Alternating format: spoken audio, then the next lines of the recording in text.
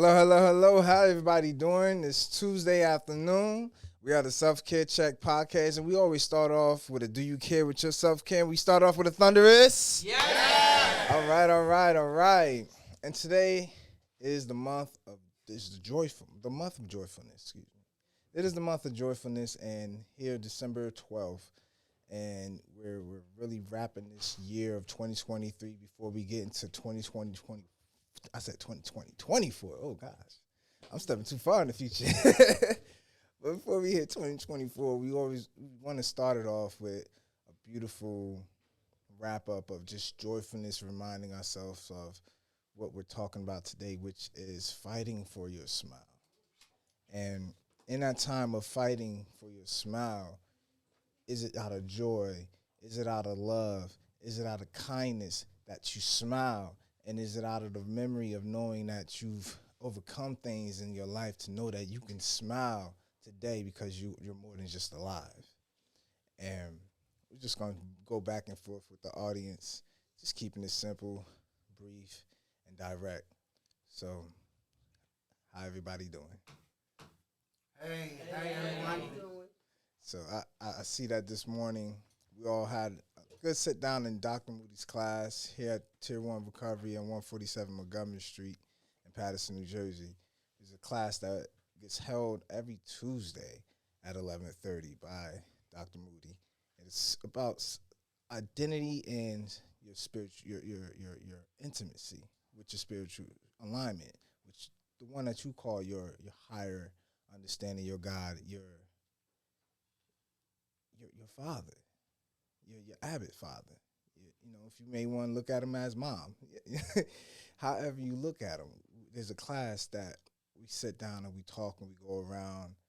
And a lot of the times when I hear the people talk, after they speak and say what it was that was on their mind about the intimacy and their identity, there's a smile within that moment. It may not be the biggest smile, but there's a smile because it's a release.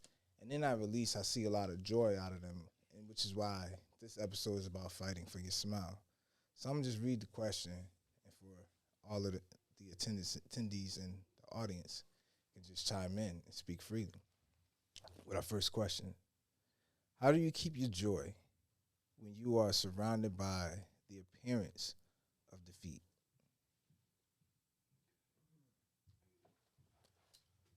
Yes. Right over here.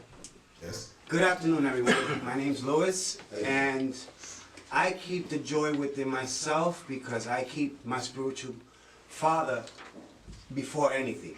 That's the most important thing. I've been through a whole deal of great pain, excuse me, brother, I'm sorry. No problem. A whole deal of great pain and suffering. So the more traumatic your life has been, the more stronger the fruit of the joy you will have, as long as you put him first and always first. Thank you for letting me share. All right. I'm going to chime on one part that he spoke on, because when people hear that, oh, why would you want to say the more trite for the more problems I'm going through, it means I'm going to be bearing more fruit? Because some people ain't going to look at that on the end result. They're going to be looking at the fact that they're still going through it before they even got down the road. That's why I said I like the way you put that together, Louis. Anyone else? Yeah. I'm Bobby. How you doing? And the question was, can you repeat it again? How do you keep your joy when you are surrounded by the appearance of defeat? The appearance of defeat. And I'm glad you said that, the appearance of defeat. And fears is a lot of times faulty evidence appearing real. So a lot of times what I have to do is look at the situation that I'm in and don't lose faith. If I don't lose faith, then the situation can't steal my joy. It just has to remember where it comes from. And I heard it said so often that the world can give it to us and the world can't take it away.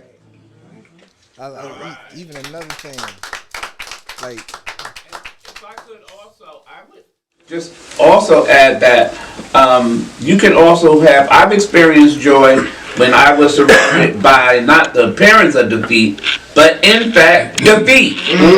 I've been in some defeated situations, and I had to recapture my joy. I can be honest that for a moment there, I lost my joy. So sometimes in life, there are situations that actually can take your joy. They, just surprise you, take you off guard. These are real situations. I want to say that I always want to keep my joy, but I'm encouraged to know that I was able to recapture my joy as I embraced the Father and just really worked through my feelings and was able to recapture my joy back. I'll take one more.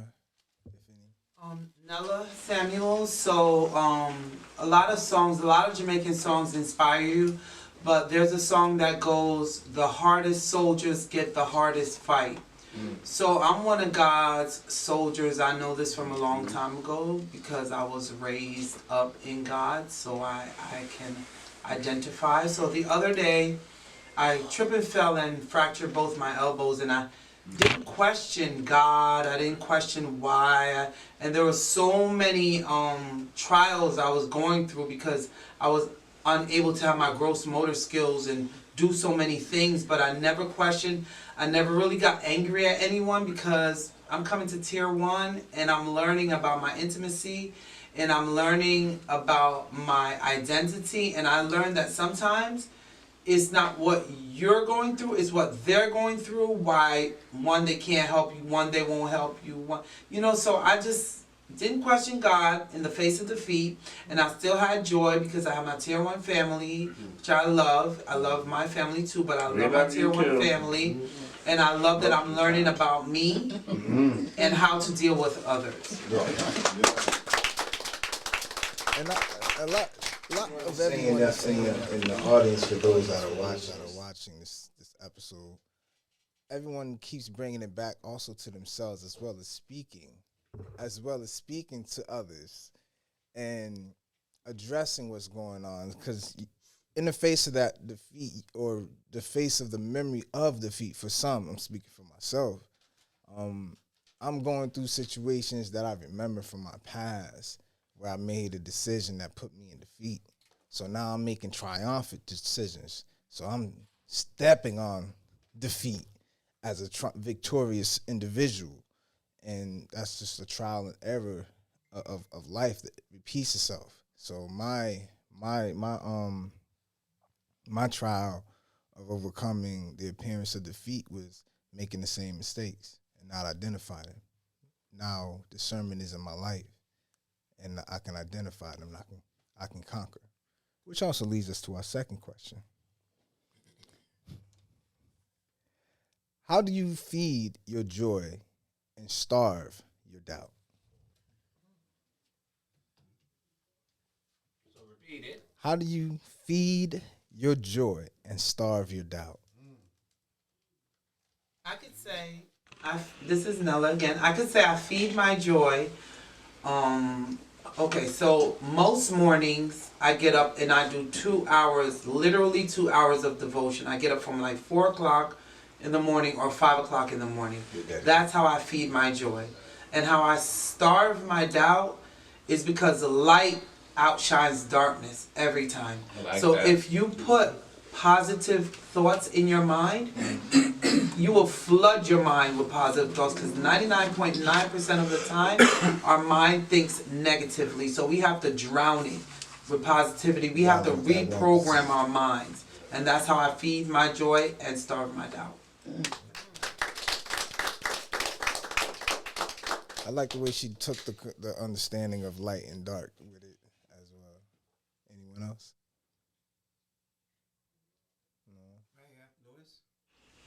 Yes, once again, my name's Louis.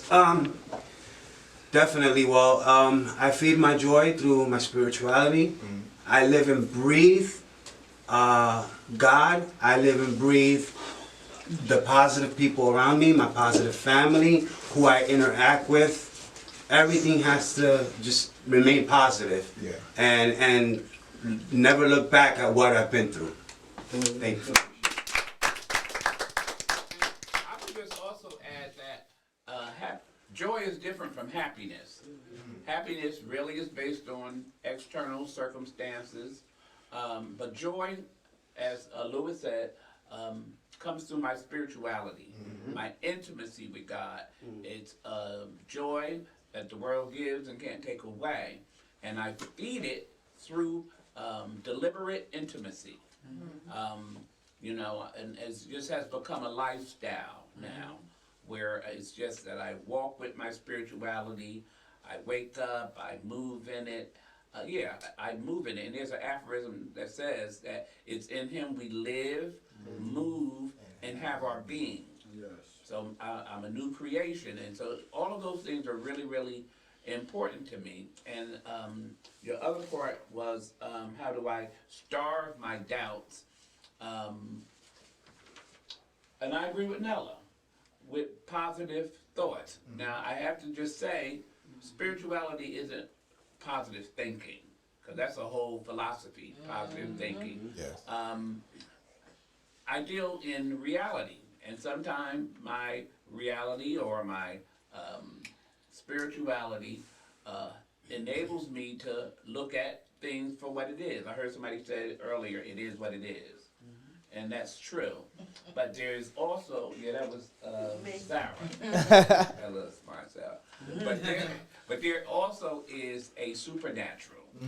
There's another dimension that is unseen. Yes. But when I tap into that spirituality, God allowed me to see the things that my natural man could not see. And I'm able to grab hold of those things and by faith bring them into this reality. Yes. And so I thank God for that. So I'm always starving those doubts by my spirituality, if I could. And I starve it by staying away from negative people, right? Yes. Because there are some folks that is just doubtful. They It's always holding doubt. you down from what you I can say rise yes, on. they say no. I say up, they say down. Why you I be negative? like, Satan, get behind me. Let me go find somebody else to talk to. That's right. I think we got 2 more hands on the side. Oh, God. By the open side. Anybody else? Yeah. Tyrone? Yes. You talked about joy. For me, I'm thankful that I'm able to know that my joy is inside of me. From my spirit, from my stomach, my spirit, because I'm thankful for my experience in life, that I never doubted anything, but I'm glad where He brought me from. And with knowing that I have evidence and proof of my faith being built so strong that nothing can distract my spiritual rim, because I have learned to go through life with understanding there's a higher power that carries everything. And I'm just thankful for that understanding. You know, I would like to say what feeds my joy and starves that doubt. One of the things that feed my joy is, yes, coming here and then sitting down with my team, talking with Rayvon Big Head and Zamir, want to laugh all the time, self, and then, you know, Horace, how dare you want to be self, and Dr. Moody always calling me, telling me, what's wrong with the podcast? And then, you know, that sometimes may still the old me, the me that didn't want to hear people saying I wasn't doing something right. If somebody wasn't telling me I wasn't doing something right, who gonna tell me something wrong, who gonna tell me I'm doing something right? So when I got tired of hearing what I was doing wrong, I started just doing those things even more, accomplishing those things. Like I said with the first question, accomplishments. That was my struggle, just getting things done. Now I'm getting things done. Yes, you are. And I'm seeing it from the better spectrum of where I really wanted to be in my entire life. And that is successful. I come here for me and to give me to those that are here too. Because what good am I to just myself alone if I'm not giving myself to God and God's people? But that's just me. That's my answer to number 2. Thank you. So we're going to keep it rolling. That last question is it kind of got me a little bit just looking at it. It's like I don't even know if y'all ready for it, but then again, you might be. Who am I to judge? What? Don't laugh at me, Ray. Don't laugh out the side of your face. What do you do when people block your joy? Or should I say try to block your joy? You're right. Excuse me. Let me ask that again. Shakina. She's right. What do you do when people try to block your joy?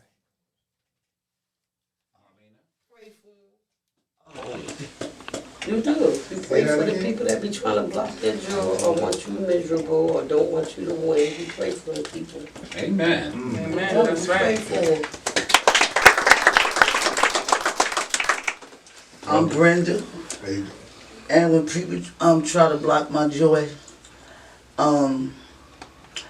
I let them know that I'm a positive person, and I ain't with that negative, and let them know that they can't block my joy because I'm too happy. Amen.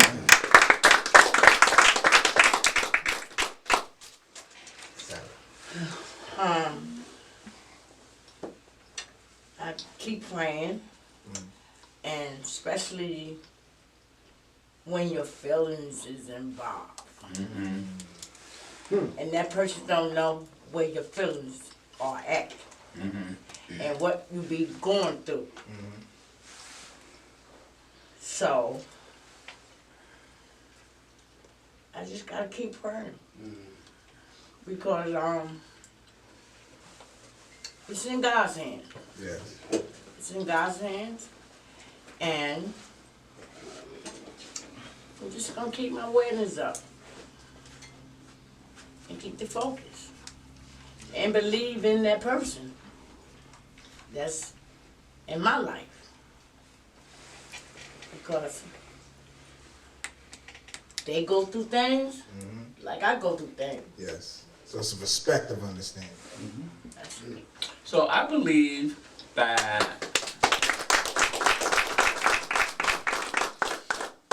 people in my circle, and by the way, my circle has gotten smaller and smaller because as I get closer to Jesus and closer to my destiny, it's just causing me to eliminate folks from my circle. So I'm always curious and surprised if somebody that's in my circle is trying to block my joy. Yeah. So, and if they're not in my circle, their ability to even try to block my joy is going to be minimal, because I'm just not going to give anybody that kind of space. I really protect my joy, I protect my peace, I protect my space. And so, if somebody that is in my circle is trying to block my joy, I'm just curious, why would they want to do that? You know? Right? Yes. And it happens sometimes, and I be questioning, why would they do that? And so I just try to guard my heart easy. I try to guard my heart because it's where my joy lies, and I just can't be surrendering that. And I want to leave it. Oh, got one more. I want to thank everybody for the comments. And I've been a joy blocker for a long time. So I know when I was miserable, I've tried to put that on somebody else. I wanted them to feel how I felt. Yeah. So what happens if the person that's trying to block your joy, you in love with, and you just can't move away? Because the easiest thing is, if somebody's around you that's causing chaos in your life, you remove yourself. It's just that. But what if this person is a person that lives with you and you can't move yourself? And we always talk about pray for them. And they talk about the power of prayer, you know. And sometimes it's hard to pray for somebody who you mad with. Yeah. So the thing of it is pushing past my emotions and getting that out of the way, because what Dr. Moody just said is joy is not based on the outside appearance. It's an inside job. Yes. So what I'm learning here in Tier 1 with my identity in my intimacy with the Creator is that I need, see, if I'm not doing it on a regular basis and when something happens, I ain't gonna do it.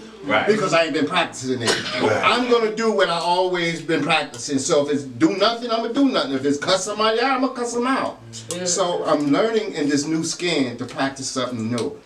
I pray regular, Go ahead, so new I skin. don't have to, you know, return to it. I don't never leave it. And that's it. Go ahead, Bobby. New skin. Yes, Nella. So I'm not gonna lie, I'm not gonna like fake the funk or whatever. When I leave tier 1, I'm on the streets of Paterson. I love Paterson, my grassroots. But I was taught a couple of things to help me out. Number 1, don't let nobody rent space in your head. Number 2, I'm too dark to throw shade. Number 3, nobody's action should cause your reaction. Yes. And there's a 4th one. But anyway, I say that to say this. Being that I have bipolar, it's very stigmatized from my native country, Jamaica. So people purposely mess with you to watch you go crazy so they can laugh. It's entertainment for them. Wow. So I had to learn that at a later stage. So I was being pruned and I wouldn't understand. Now I come to the understanding. Yesterday I was on 10th Avenue. None of them could say anything to me because I had a composure that they couldn't approach. So it's Go like ahead. my joy is inside of me. Yeah. Anybody that makes me happy is a bonus. I make myself happy first. And joy coming from the Lord. That's right.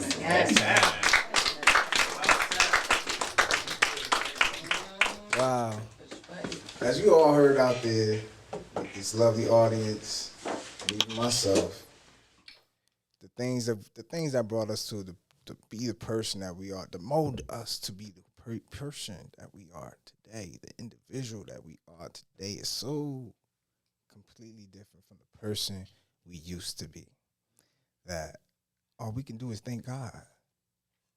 Thank God for every bit of it, every bit of that change, every bit of that elevation that was given within that moment. I can't hear. What you mean you don't hear me? What? It ain't like I'm on the mic like this, like, yeah, everybody, self-care check. But we're gonna edit that.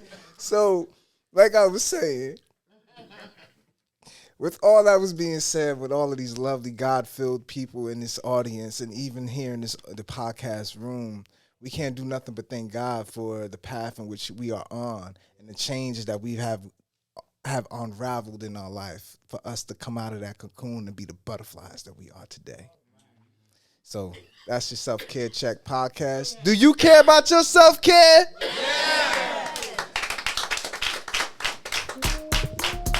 I was not talking all like,